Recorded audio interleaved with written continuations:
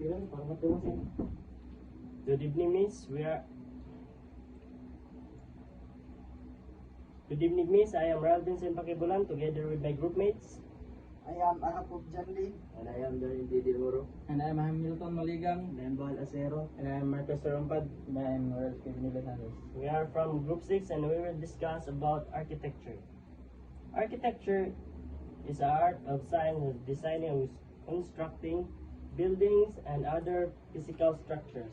It encompasses a wide range of activities including First is design, creating plans and blueprints for buildings and structures, considering aesthetic, functional, and safety aspects.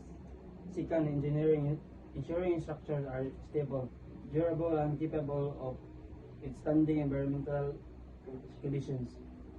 And the third is art, incorporating creativity and artistic expression to make buildings visually appealing and culturally significant.